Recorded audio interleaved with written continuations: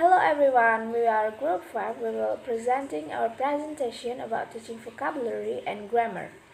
Our group members are me, Enjelika, Nova, Juliana, Cornelia, and Nawang. Let's check it out.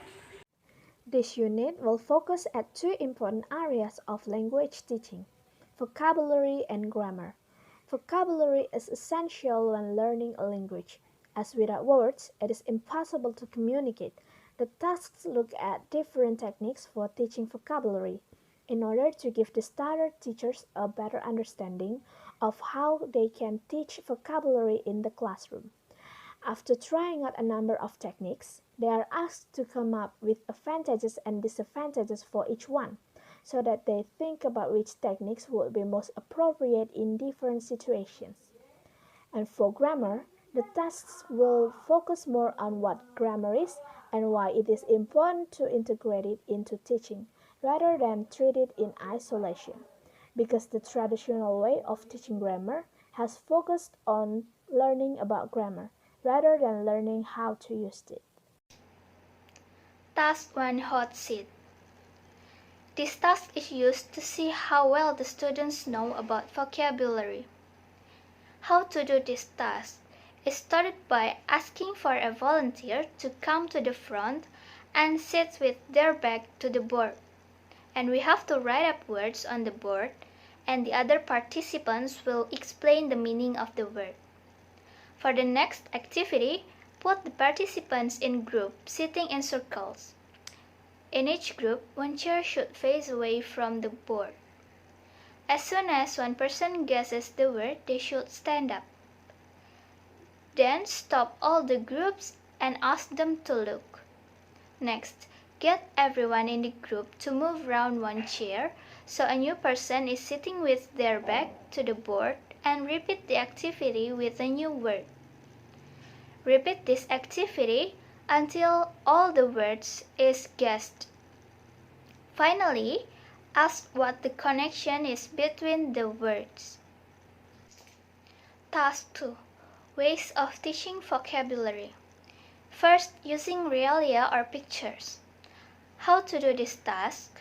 First, show the learners 5 pictures. For each picture, ask the learners what the word is. If they don't know it, tell them the word and ask them to repeat it.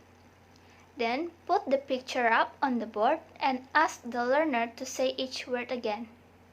Next, write the word under each picture and make sure the learners copy the correct spelling. Second, using charts. For example, give the participants the chart and ask them to tick the words depending if they go with make or do, and ask the participants to complete the chart and then check with a partner before checking as a class. You can see the example of the charts below, so we have to tick whether it is right. Sets or classification.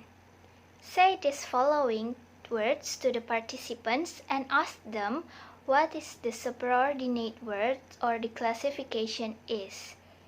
For example, oranges, bananas, grapes, apples, what are they?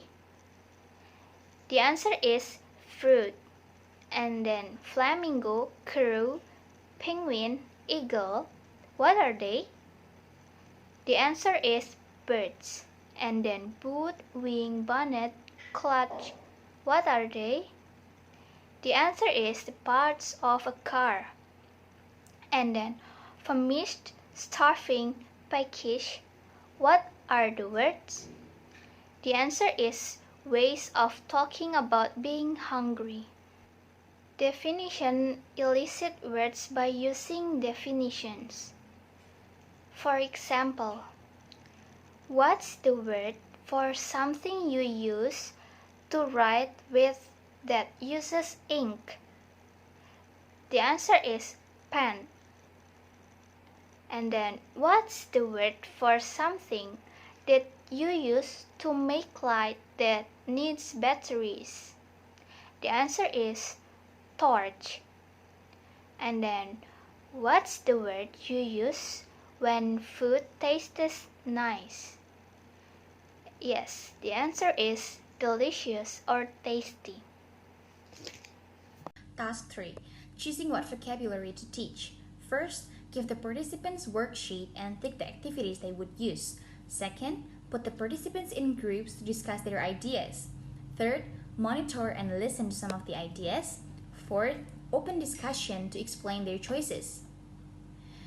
Teach them some words which are in the course book, easy to explain, the keywords in the reading text that make learners ask you to explain more, the words that are useful in their everyday lives and frequently used in English.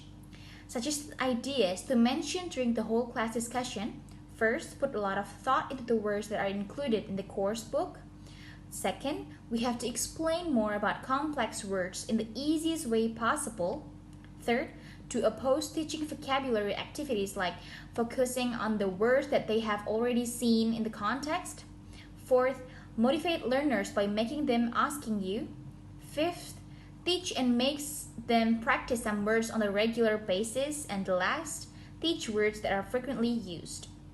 Task 4. What is grammar? Write down the definition of grammar and share it in a group.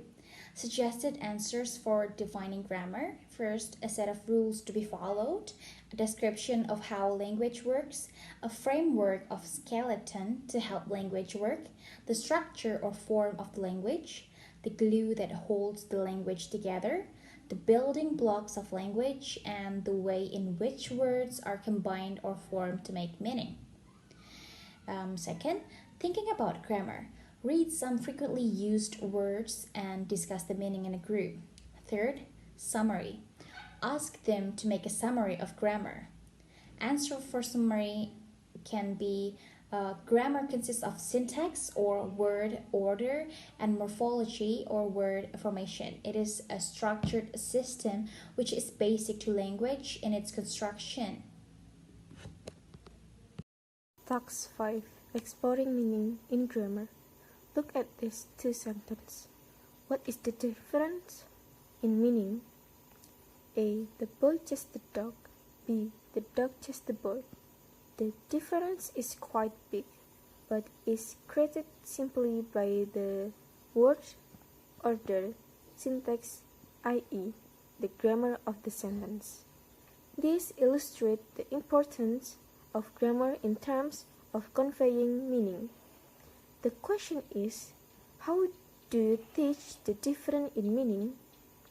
Traditionally, it might be a case of talking about subject and object, etc.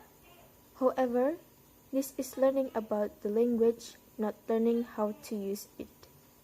A more effective way may be use of pictures to elicit the meaning and the matching the correct sentence to each picture. How we teach grammar. So these are how to teach grammar. The first is children are not interested in teaching grammar and they will make mistakes. So it's better to get them to use the language and the grammar will eventually come. You do not teach grammar to children learning their first language. So why do we bother with a second language? And the second is the grammar needs to be made meaningful. Most of the time, children do not understand grammar because they do not understand how it's used. So they need practice and grammar needs to be taught in the context. The third is children have to learn grammar properly or they will always make mistakes. We should make sure that the children are using a piece of grammar correctly before we try to teach something new. The next is children need to see how grammar is used in context, as it will help them understand it and be able to use it. The next is grammar needs to be activated. It is not good simply teaching children the rules if they do not learn how to use it both in their writing and they speak. The next is the only way children can learn grammar is if the teacher explains the rules of them. So grammar needs to be made clear to the children so they know what the rules are and what is correct. The last is children need to discover the rules themselves, as this way they are more likely to remember them. So the teacher's role is to provide children with an opportunity to discover how grammar is used. Guided discovery. There's two ideas about how to teach grammar. The first is explain the rules to students and then ask students to do an exercise to practice the grammar. The second is give students sentences that contain grammar and questions. It is to guide their learners in working out how the grammar is used. A guided discovery approach is one where the students are provided with examples and then try to conclude the rules from these examples. These are an exercise that follows a guided discovery approach. The first is I've been here since Monday. The second is she's lived here for 3 months. The third is he's played the piano since he was 6. By using a guided discovery approach, you allow learners to find things out for themselves.